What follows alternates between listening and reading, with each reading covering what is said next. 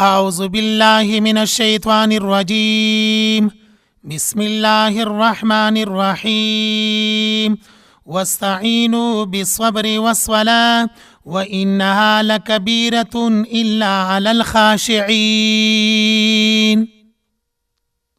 سورة بقرة آیات مبارکہ 45 لفظی ترجمہ د آیات مبارکہ دارنگی دا واستعینوا مدد غواړئ د الله پاکنا بالصبر په صبر سره والصلاة په مانځه سره وانها یقینا دغه مونځه لکبیرة خامخا ګران دی الا علی الخاشعین مگر په عاجزي کوونکو باندې نه دی ګرانه. دا د دې 45 نمبر آیات لفظي ترجمه شوله. د دې آیات مبارکه د مخکې آیات مبارکه سره ربط او مناسبت دارنګي ده. تیر شوي آیات مبارکه کې اتامرون الناس بالبر وتنسون انفسکم قباحت ترک عمل و دلته یو بل امر ورته بیانېږي او دې خبرې طرف ته اشاره ده چې که عمل کول غواړئ نو راشئ د الله پاک نه په هر عمل کې مدد وغواړئ، الله پاک به توفیق درله درکړي. نو دلته کې ذکر د یو بل امر ده او د دې آیات مبارکه تشریح د مفرداتو دارنګي ده. واستعینوا مدد غواړئ د الله پاک نه بالصبر په صبر سره. واستعینوا بالصبر آیات مبارکه کې لفظ د صبر بیان شوی ده. صبر لفظ یو سل 3 کرتی ذکر ده. پاتې شول لفظ د واستعینوا استعانت. د دې تفسیر خو مونږه په سوره فاتحه کې کړی و ایاک نستعین. نو دې آیات مبارکه کې لفظ د صبر ده. د صبر متعلق مونږ ویل چې ټول قرآن پاک کې یو سل 3 کرتی ذکر ده.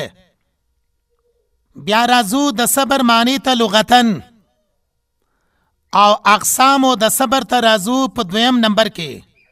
نو لفظ د صبر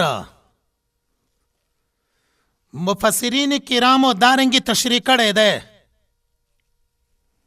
صبر په لغت کې ویل شي حبس منعتا. بیا دا صبر په 3 اقسامو کې تقسیم ده. یو صبر علی الطاعت، دویم صبر عن المعصیت، دریم صبر علی المصیبت. صبر علی طاعت دا معنا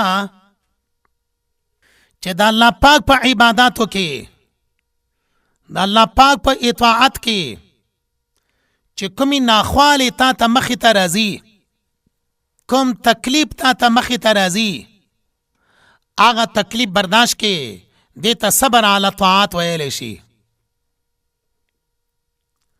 لکه مثال په طور سره حدیث مبارکه کې الوضوء علی المکاره، داسې حالات چې سخت یخني وي، ګرمې اوبه درته نه میلاویږي او ته په یخو اوبو باندې د عبادت لپاره اودس وکړې، هغه برداشت کې. دا شول صبر علی طاعت.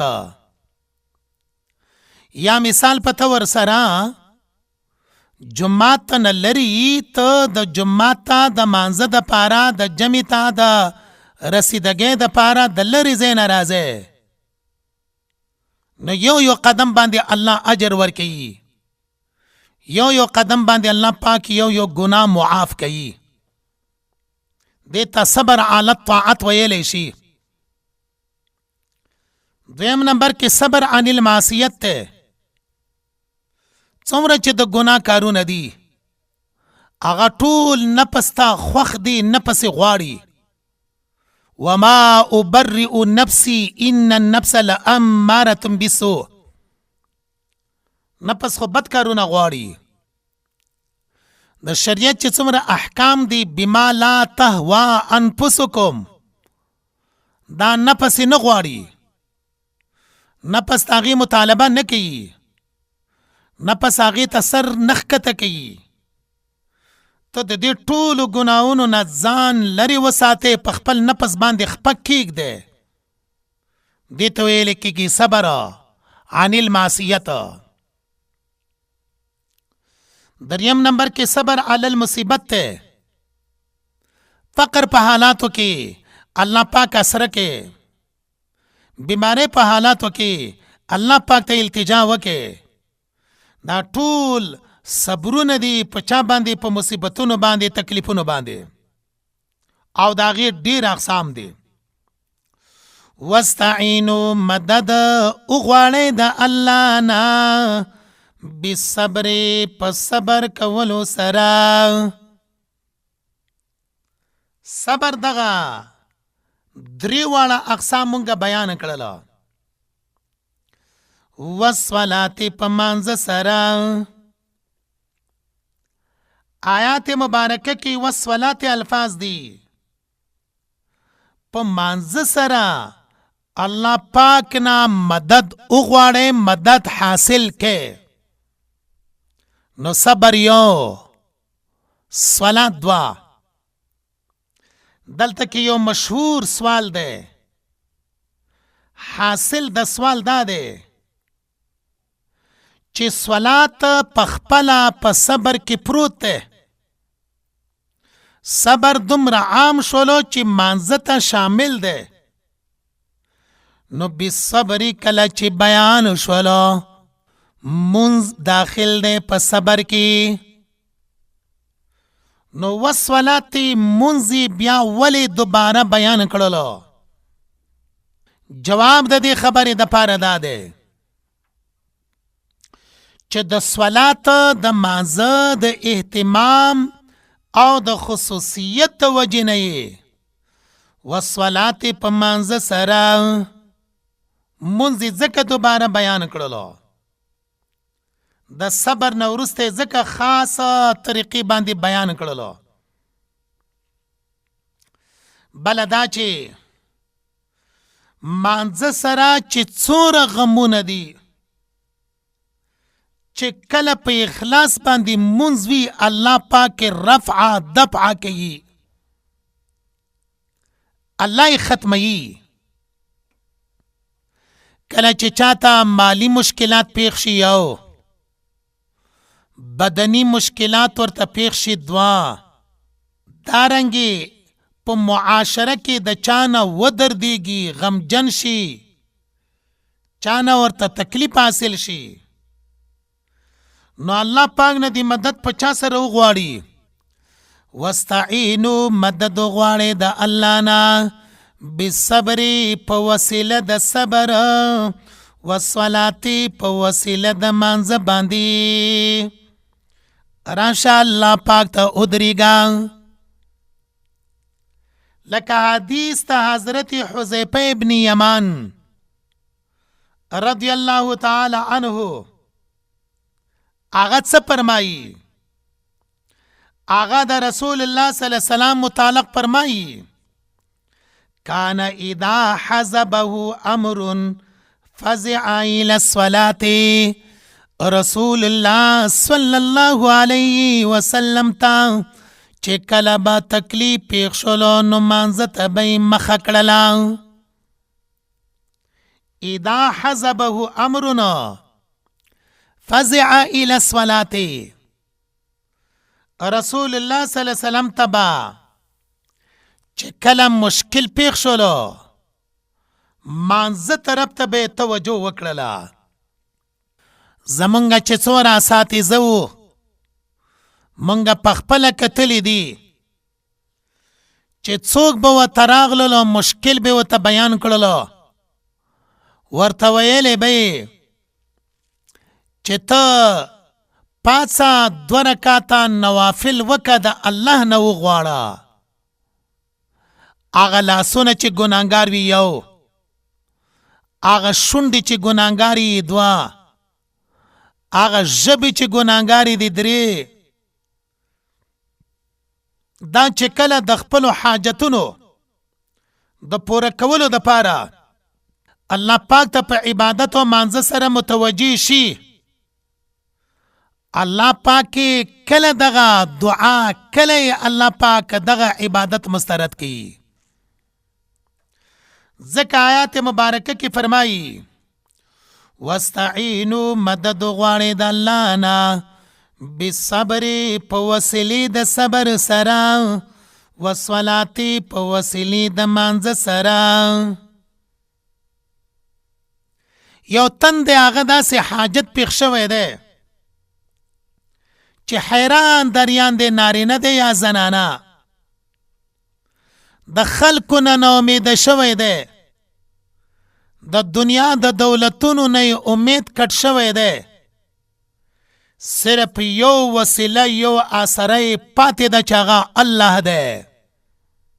نو دی څه وکړي؟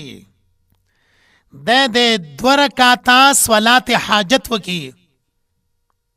طریقه د صلات حاجت د عام نوافلو په شان سره ده، خو کله چې دا 2 رکعاته صلات حاجت د حاجت منځ وکړلو، نو الله پاک ته د خپل لاسونه پورته کی، که هر څومره ګناهګار وي دا لاسونه دې پورته کی. او د لاسونو پورته کولو طریقه دارنګې ده چې دا دواړه لاسونه د دوی ورغوي، دا د خپل وګو سره برابر وساتي، لاسونه د یو بل سره ونه لګي، مینس کې لږه فاصله وي.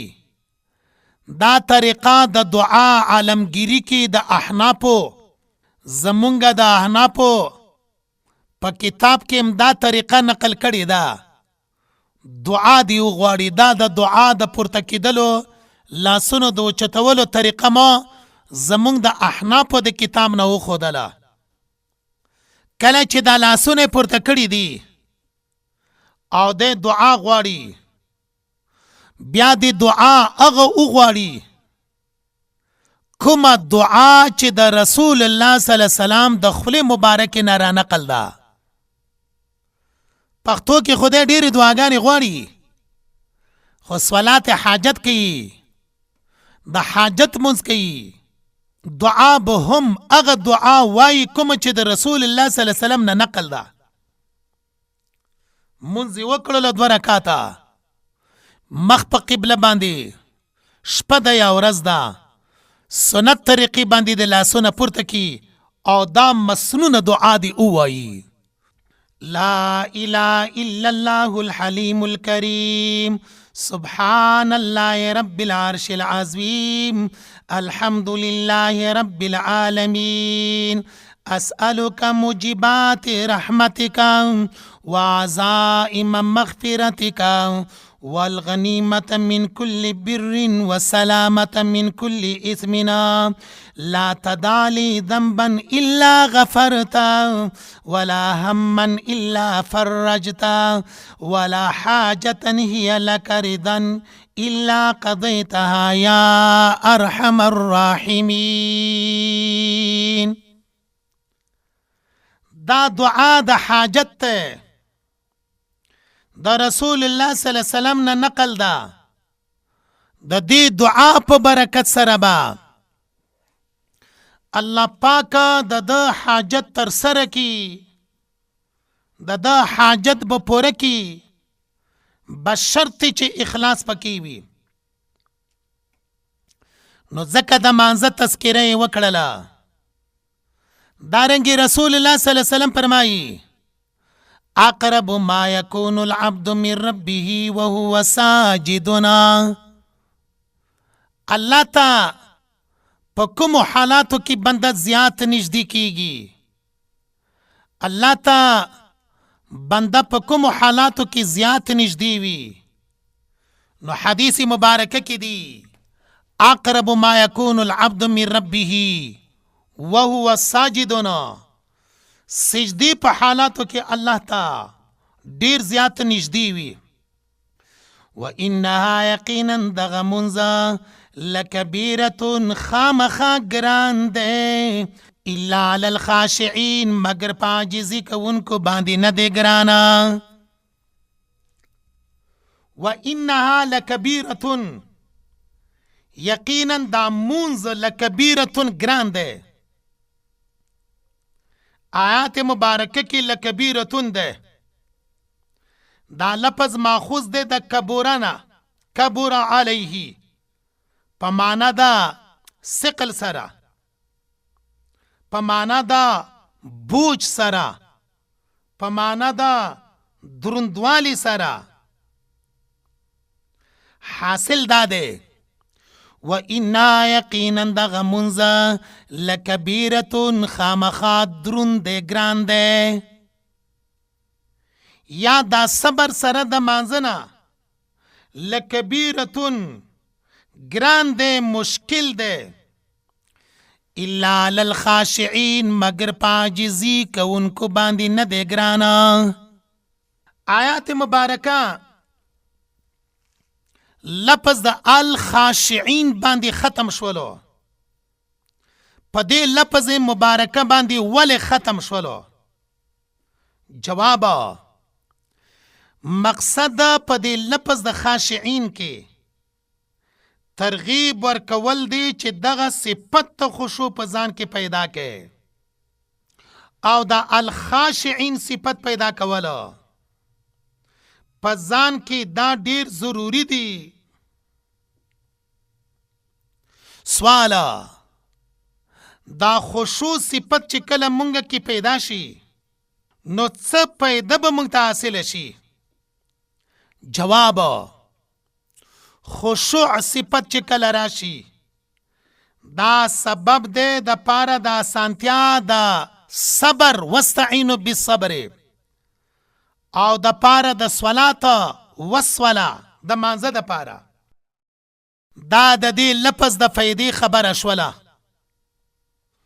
اوس راځو دې خبرې ته چې خاشعین لفظ د خشوع نه اغستل شوی ده. خشوع وایي څه ته؟ دارنګې یو دوه الفاظ نورم د دې سره ملګري دي.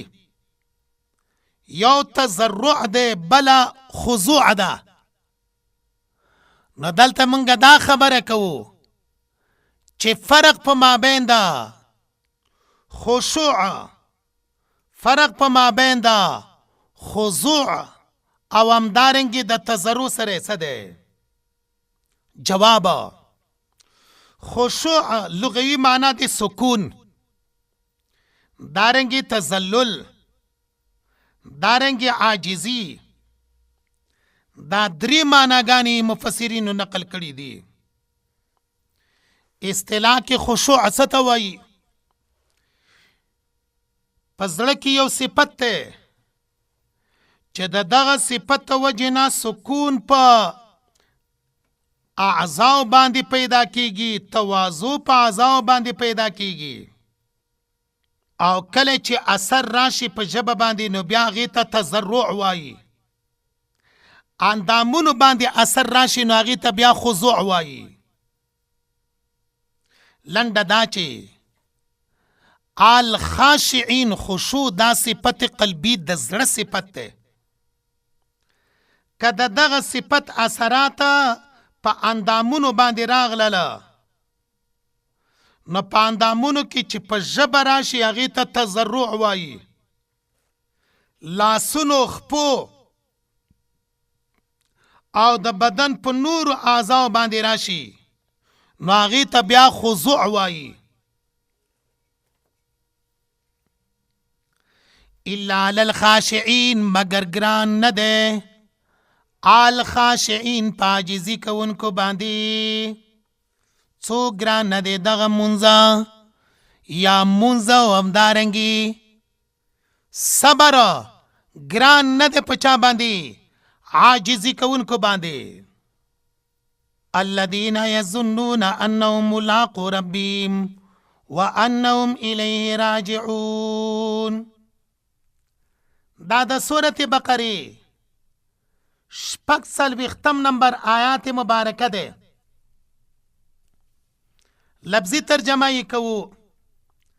لفظی ترجمه نه وروسته مضمون سره د ربط او د مناسبتنا او تشریح د مفرداتو. اول خبرې ته راځو چې هغه لفظي ترجمه ده.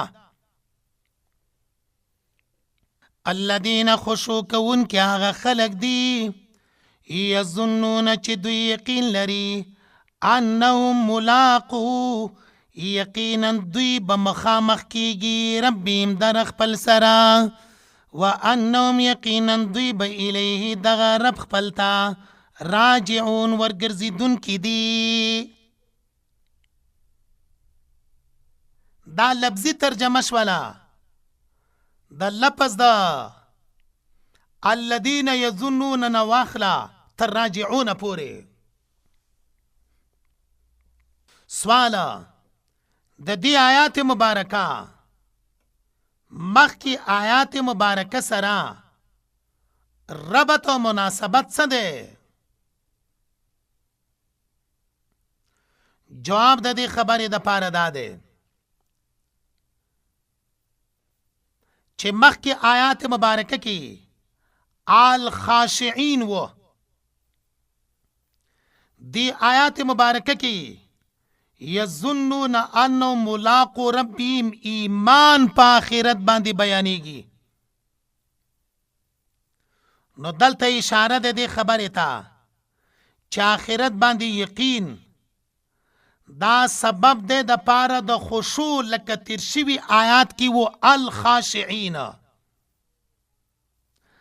او خشوع چې کله راغله نو واستعینوا بالصبر والصلاة صبر سره د صلات نه واخله یعنی تمام اعمال بیا پاغي باندې آسانیږي.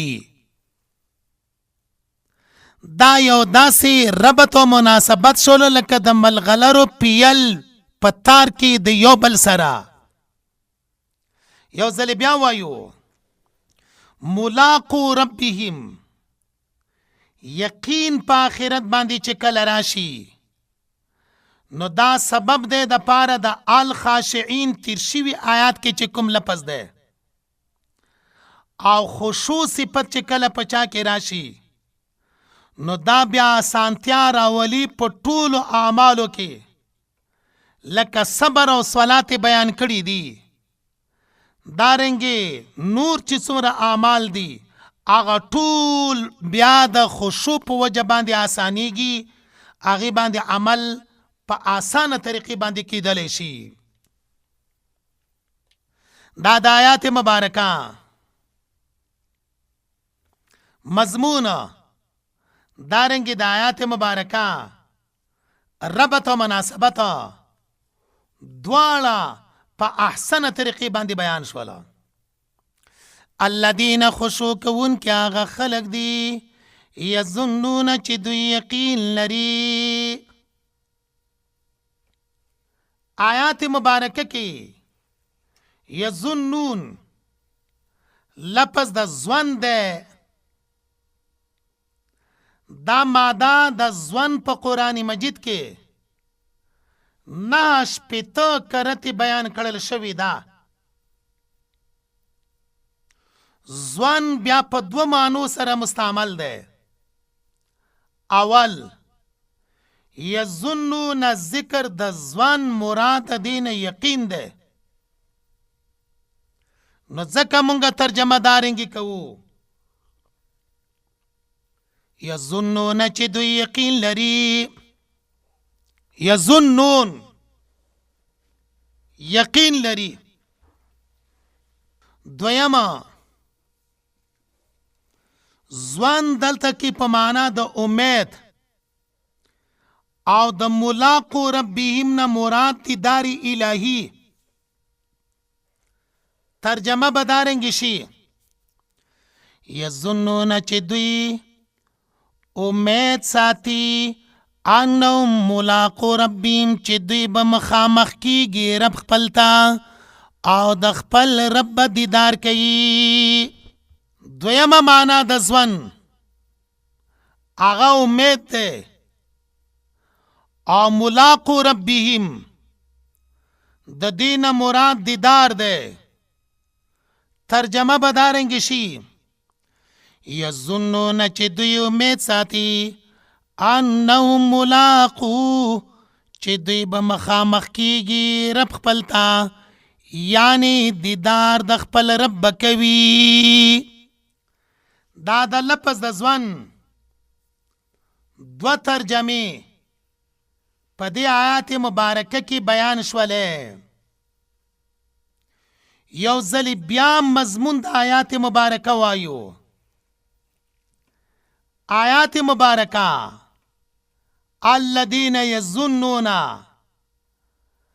دا ټول صفت خاشعین ده، صفت مزحه چې ورته وایي دا غوی وضاحت کوي. دا معنا شولا. او دلته کې بیا د ځوان مونږه دوه معناګانې بیان کړلې. یو یقین، دویم امید. دا دواړه معناګانې ولې بیانوو؟ دا ځکه بیانوو چې دلته خو مسله د عقیدې ده. عقیده کې یظنون ځوان نشي چلیدلی. عقیده خو یقینیاتو نه یي. د دې وجې نه مونږ د ځوان دا دوه معناګانې ځکه بیان کړلی.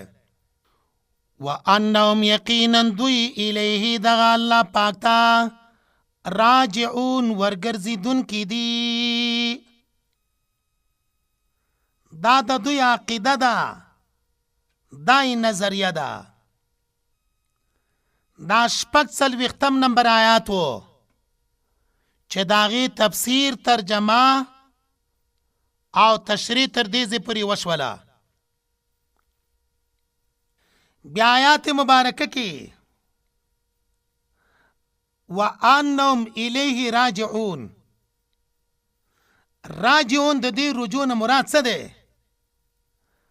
یو دا دی مراد د دې نه مرګ دی. وانهم الیه راجعون یعنی مړه کیږي به. دویمه راجعون د دې رجوع نه مراد آخرت کې الله پاک ته پیش کېدل، مخامخ کېدل دي. نو دا دو توجیهات مفسرینو کړي دي. نورم ډیر توجیهات دي یو آیات کې، یو لفظ کې. یا بنی اسرائیل اذکروا، اے اولاد د یعقوب علیہ السلام، اذکروا تاسو یاد کې نعمتي مهرباني زما، التي آغا مهرباني انعمتو چکڑی دی ما علیکم پتاسو باندی، وانی فضلتکم یقیننا ما غروالی درکڑے و تاسو تا علی العالمین پا مخلوقاتو باندی پخپل زمانہ کی. دا دا سورت بقری وڅلوېښتم نمبر آیات ہے. دا دغه آیات مبارکه مضمونه ربط و مناسبت دا د دور تفسیر حصہ ده. نور آیاتون کې هم دغه ترتیب چلیږي. سوالدار ازي چې د دې آیات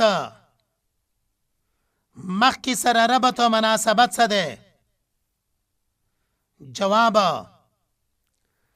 مخکې آیاتونو کې امتثال بالاوامر، اجتناب عن المنهیات، یعنی الله پاک اوامر نقل کړي وو. اذکروا زما ذکر وکئ، اوفو زما سره وفاداری وکئ، آمینو زما په کتاب باندې ایمان راوړئ، فتقون زمانه ویریږئ، واستعینو زمانه مدد وغواړئ. دارنګي منهیات بیان کړي وو. ولا تكونوا اول كافر به ولا تشتروا بآياتي ثمنا قليلا ولا تلبسوا الحق وتكتموا الحق. دغه منهیات ذکر کړي وو. نو مخکې رکوع کې او مخکې آیاتونو کې امتثال بالاوامر چې د الله د احکام ومنه، اجتناب عن المنهیات چې د دې منهیاتو نه ځان منع کوي بیان کړلی شوله. اوس د دې ځای نه وروسته الله پاک د بني اسرائیلو 15 انواع بیانوي. 15 نوع د بني اسرائیلو ذکر کیږي. په دغه 15 انواع د بني اسرائیلو کې الله پاک د خپل نعمتونو دارنګي د عذابونو د دې ټولو تذکره کوي. سوالا د دې تذکره ولې کوي؟ د دې بني اسرائیلو د انواع ولې بیانوي؟ جواب: یو ځل مخکې مونږ دارنګي ویلي وو چې د نورو خلکو دغه اهل کتابو بني اسرائیلو ته سترګې وې چې دوی ایمان راوړي او که نه راوړي. الله پاک دلته قرآن مجید کې د دوی بې وفایي بیان کړلی او د دې وضاحت یې وکړلو چې دغه بني اسرائیل قابل اعتماد خلق نه دي. ګورې په دوی باندې اعتماد مه کوئ. دوی د خپل ځان دپاره یو سمپل مه ګرځوئ که چېرته دوی ایمان راوړي موږ به هم ایمان راوړو. دا هغه خلک دي چې د الله سره لوزونه مات کړي، د الله د نعمتونو ناشکري کړې، د الله پاک نه بغاوت او سرکشي کړې. انبیاء کرام نه دي پرېښودلي، هغه یې شیطان کړي، د هغوی تکذیب یې کړی دی. بیا په دې آیات مبارکه کې ترغیب او ترهیب دا د دې ځای نه شروع کېږي، بیانېږي به. ترغیب با په دې اولني آیاتو 40 کې، ترهیب با په 48 نمبر آیات کې راشي او د هغې نه وروسته به بیا د بني اسرائیلو 15 انواع بیانېږي. راځو د آیات مبارکه وضاحت او تفسیر ته. یا بني اسرائیل، اے اولاد د یعقوب علیہ السلام. یا حرف ندا سره بني اسرائیل تا، بغیر د ندا نه بني اسرائیل، صرف لفظ اسرائیل.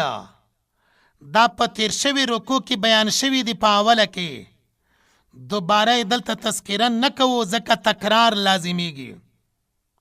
اذکرو تاسو یاد کئ نعمت زما مهرباني التي هغه مهرباني انعمت علیکم چې ما کړي دي په تاسو باندې. آیات مبارکه کې اذکرو ده، دلته کې مراد د ذکر نه صرف په خوله باندې د هغې حساب لګول نه دي،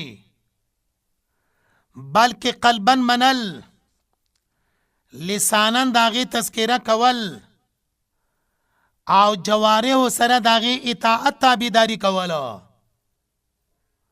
نو دلته کې مونږ بیا د دې 3 واړو نه دارنګې تعبیر کوو. یا بني اسرائیل اذکرو، اے اولاد د یعقوب علیہ السلام، اذکرو تاسو یاد کئ نعمت زما مهرباني په شکرې سره. نعمتي سوالدار ازي چې د دې نعمت او مهرباني نه کومه مهرباني مراد ده؟ جواب: عام مهرباني ته نه مراد دي. التي اغه مهرباني انعمت علیکم چې ما کړي دي په تاسو باندې. سوالدار ازي چې مخکې خو هم دارنګې آیات مبارکه و، اذکروا نعمتي التي انعمت علیکم. دلته هم کټ مټ په هغه الفاظو سره اذکروا نعمتي التي انعمت علیکم بیان شوی دا. نو دا خو تکرار شولو. جواب د دې خبرې د پاره دا دی چې مخکې یا بني اسرائیل اذکروا نعمتي التي انعمت علیکم آغا په طریقې د دعوت عامه سره و، عمومی دعوت و بني اسرائیل تا په اوامر سره لکه و آمنوا بما انزلتو اقیموا الصلاة آتوا الزکاة وارکعوا فاتقون فرهبون. او په دې ځای کې اعاداد یا بني اسرائیل اذکروا ده ترغیبا و ترهیبا. حاصل دا ده چې دا د یو ځلې بیا یا بني اسرائیل سره مضمون شروع شولو، ترغیب ورکوي، مینه ورکوي چې زما نعمتونو قدردانی وکړئ، ترهیب ورکوي چې زما د مخالفت نه ویریږئ. وانی فضلتکم یقینا ما تاسو غوره کړي وئ علی العالمین په مخلوقاتو باندې په خپله زمانه کې. سوال دا راځي چې د دې جملې د مخکې جملې سره نعمتي التي انعمت علیکم څه مناسبت ده؟ جواب التي انعمت علیکم عام نعمت و د الله چې هغه یې ورته بیان کړلو. وانی فضلتکم علی العالمین دا خصوصی نعمت د الله. مخکې عام نعمت دا خاص نعمت دواړه ورته بیان کړل د پاره د ترغیب. دا معنا ده د آیات علی العالمین په ټولو مخلوقاتو په خپل زمانه کې. سوال دا راځي چې بني اسرائیل خو په ټولو مخلوقاتو باندې نه دي غوره کړل شوي، امت محمدی باندې خو د دوی غوروالی نشته. څنګه الله علی العالمین الفاظ مبارکه بیان کړل؟ جواب پښتو ترجمه کې مونږ وویلې علی العالمین په مخلوقاتو باندې په خپل زمانه کې، نه په زمانه د رسول الله کې، نه په زمانه د آل اسلام کې. نه اشکال او اعتراض نشي واردېدلی. سوال دی آیات مبارکه په آخر کې دی فضلتکم علی العالمین، ما تاسو غوره کړي په ټولو خلقو باندې. دا غوروالی په څه سره و؟ مالونه دولتونه ډیر وو، بدنونه حسین او غټ او جسیم وو. په څه سره غوروالی دی؟ جواب د دې خبرې د پاره دا دی سوره مائده کې براشي اذ جعل فیکم انبیاء وجعلکم ملوکا. الله پاک پتا سو کې را لګلیو پیغمبران او الله پاک تاسو ته درکړې و بادشاہت ازمکی. حاصل دا ده فضلتکم دغه فضیلت غوروالی معنوي ته ورسره روحانی ته ورسره دا و چې انبیاء الله پکې را لګلی وو، او ظاهری ته ورسره وجعلکم ملوکا الله پاک دوی بادشاہان مشران د ځمکې ګرځولی وو. دا معنا ده لنډ حاصل دا دی وانی فضلتکم علی العالمین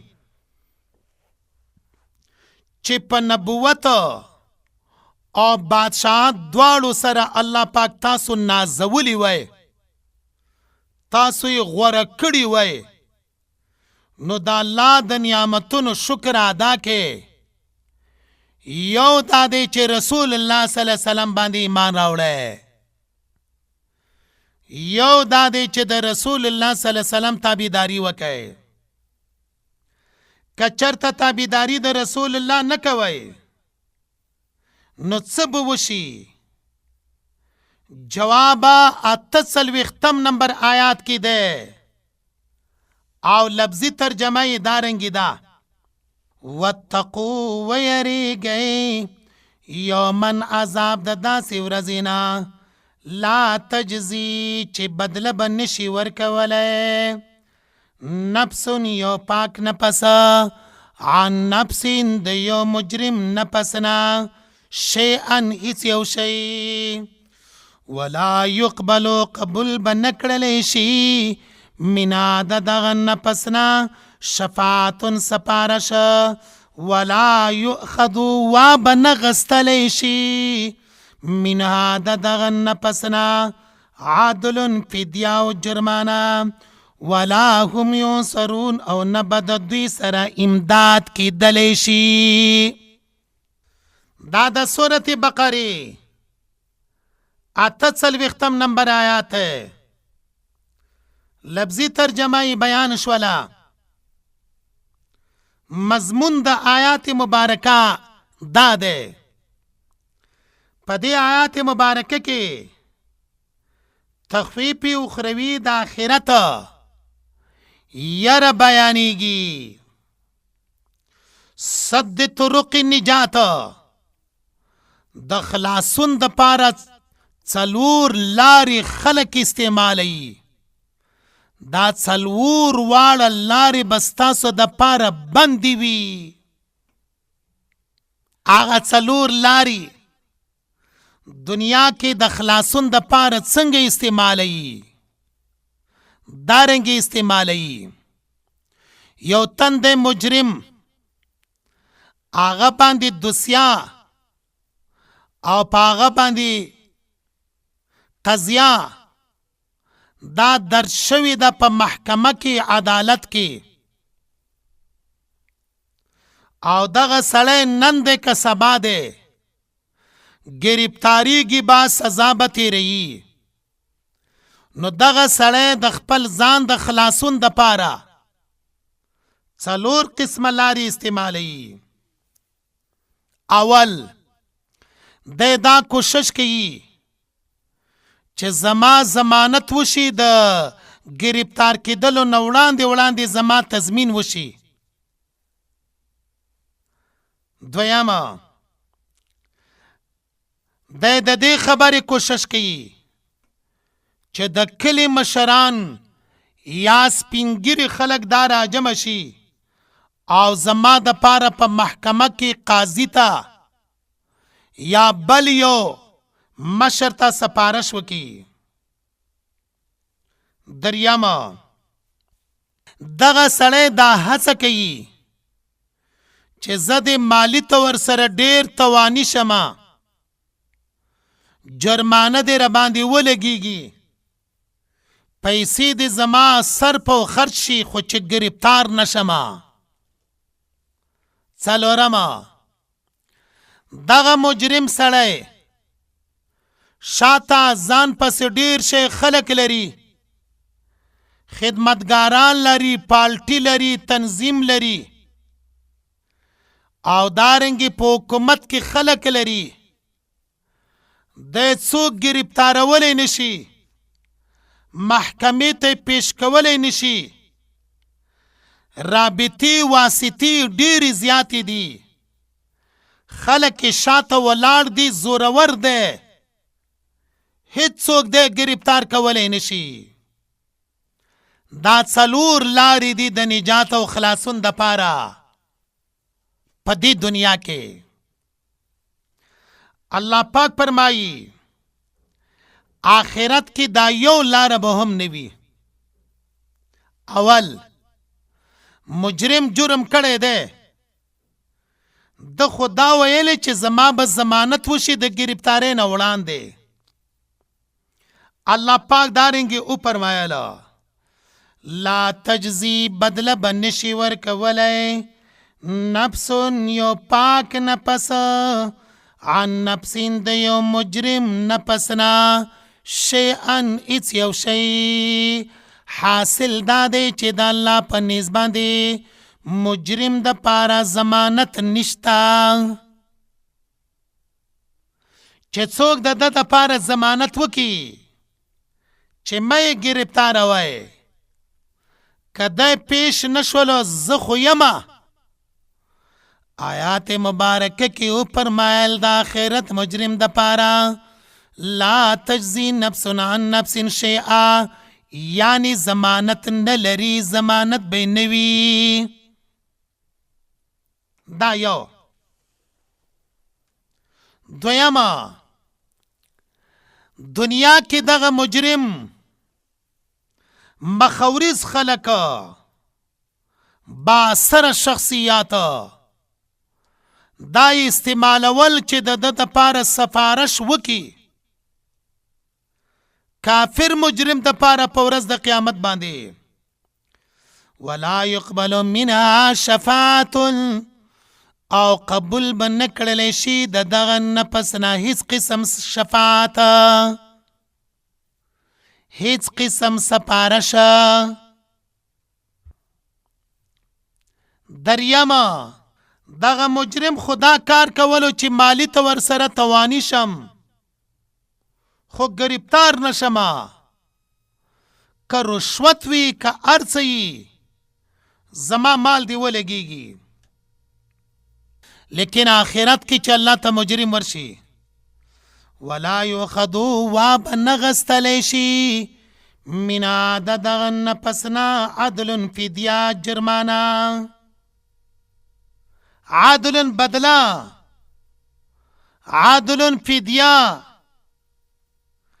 دا بم ترینه نشي اغستلی. څلورمه طریقه خو یې دا وه چې د دې سړي شاته ډېر شی خلک د تنظیم په شکل کې ولاړ وو، د قوم په شکل کې ولاړ وو، د دوستانو په شکل کې ولاړ وو، زورور وو، چا په د باندې قبضه نشوله ټینګولی. آخرت کې چې الله پاک ته مجرم ورشي ولا هم ینصرون، او نه به د دوی سره مدد وکړلی شي. حاصل دا دی چې ټول زور شور به یې ختم وي، راګیر به شي د الله پاکه د قهر په زولنو کې. تشریح د مفرداتو یې دارنګې ده واتقو، تاسو ویریږئ یومن عذاب د هغې ورځې نه. تقوا دلته په معنا د یره، یومن په تقدیر د عذاب یومین سره ده، ځکه مونږ په پښتو کې دارنګې ترجمه وکړله واتقو ویریږئ یومن عذاب د هغې ورځې نه. د دې یوم نه بیا مراد یوم القیامت ده. یوم القیامت ولې ته نه مراد ده؟ ځکه دا راتلونکي صفتونه چې بیانېږي لا تجزي نفس عن نفس شیئا، دا نه ده مگر قیامت ده. اوله طریقه د نجات چې الله پاک بند کړله هغه دا ده لا تجزي نفس عن نفس شیئا. دنیا کې غیر مجرم د مجرم د طرف نه ضمانت کوي، بیا ضمانت په نفس سره یا ضمانت په مال سره. آخرت کې دا ضمانتونه نشي چلیدلی. لا تجزي نفسنا، بدله به نشي ورکولی نفس یو پاک نفس عن نفسنا د یو مجرم نفس نه شیئا هیڅ یو شی. دی آیات مبارکه کی او پرمایل چې یو نفس د بل نفس نه شیئا هیڅ یو شی نشي لري کولی د پکولی یعنی ضمانت نشي کولی. سورت لقمان کې دی چې پلار به د زوی نه او زوی به د پلار نه هیڅ قسم دفاع ونه کړلی شي. والد عن ولده پلار د خپل بچی نه او بچی د خپل پلار نه.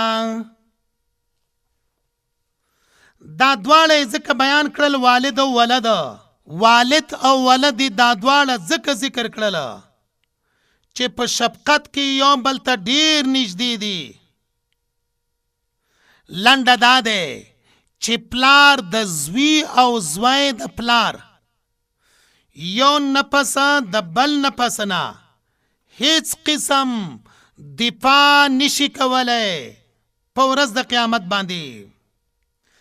مصیبت ترېنه نشي لرې کولی، نیابت نشي کولی.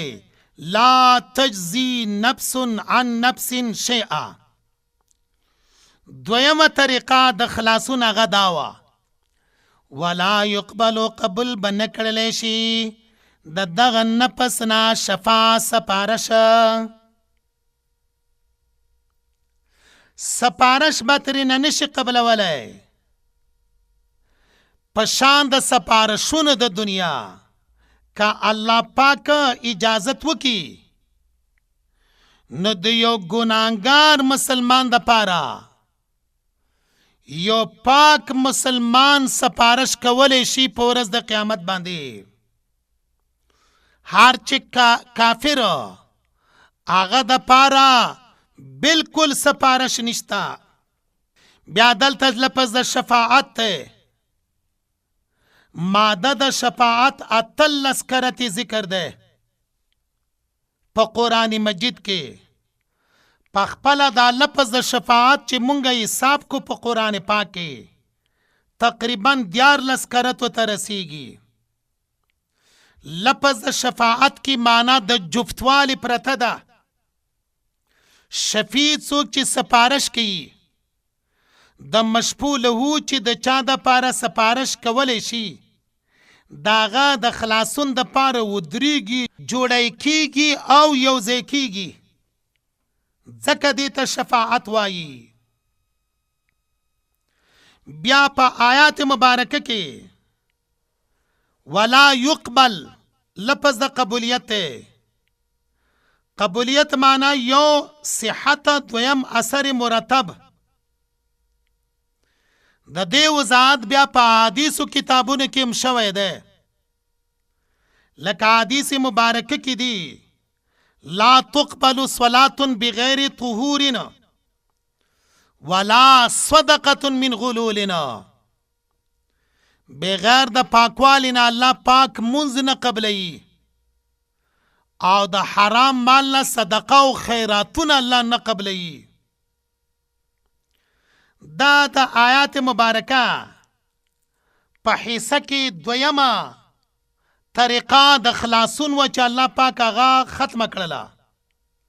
دریم دا دی ولا یؤخذ واب نغستلی شي منها د دغه نفس نه عدل فدیه جرمانه. منها کی ضمیر راجع ده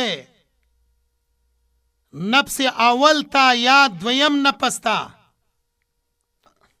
عدل ماده په قرآن پاک کې 28 کرتی ذکر ده. عدل خپل معنا ده برابروالی. نفدیه جرمانه دا د جرم سره برابر ګڼلی شي ځکه ورته عدل وایي. نو آیات مبارکه کې دی ولا یؤخذ منها عدل، فدیه جرمانه بنوي. څلورمه طریقه چې الله پاکی بندوي د پاره د مجرم هغه دا دی ولا هم ینصرون. نه به دوی سره مدد وکړلی شي. مدد د طرفه د چا دوستانو، مدد د طرفه د چا د ملګرو. زور او شور به نه وي. دا معنا ده. حاصل دا آیات مبارک دارنگی شولو اے بنی اسرائیلو راشه قرآن مجید منی ستاسو کتابونو کی داغی زیر پروتے محمد صلی اللہ علیہ وسلم صداقت تصدیق وکے تاسو پخپل ویلی چی آخرن رسول دے ورځ د قیامت نه ویریږئ دنیا کې خو خلاصون راځي په ضمانتا په شفاعتا په جرمانی او رشوتا په زور او قوتا لیکن یو داسې ورځ را روانه ده چې په هغه ورځ باندې لا تجزي نفس عن نفس شیئا هیڅوک به د بل چا د پاره ضمانت نشي کولی هیڅ یو نفس بل نفس لره سورې لقمان کې وفرمایل پلار د زوی د پاره او زوی د پلار د پاره دارنګي ولا يقبل منا شفاعه سپارش او شفاعت بم نوی پم د غورز کې ولا يؤخذ منا عدل او پم د غورز کې بار رشوت او فدیه جرمانه نوی ولا هم ينصرون او نبد چا زور قوت چلی دلی شي زور قوت بس صرف د چاوی صرف د الله. نو قرآن پاک مونږ ته هغه لارې بیانوي چې هغه د خلاصون او د نجاتي. وګوره د جرم په وجه باندې الله پاک په دغه یو آیات مبارکه کې 4 لارې د نجات او د خلاصون د پاره په دنیا کې وې. دا 4 واړه په آخرت کې د مجرم د پاره منع کړلې او د دې 4 واړو لارو چې کوم نجات واغی وتړلو الله پاک دی مونږ د هر قسم د جرمونو نه محفوظ کی اسنه چې مونږ هم د الله پاک په دربار کې بیا هیڅ قسم نجات او د خلاصون لار نه خلاصون لار قرآن پاک بیانې الله دې مونږ ته نصیب کی. سبحانك اللهم بحمدك اشهد ان لا اله الا انت استغفرك واتوب اليك.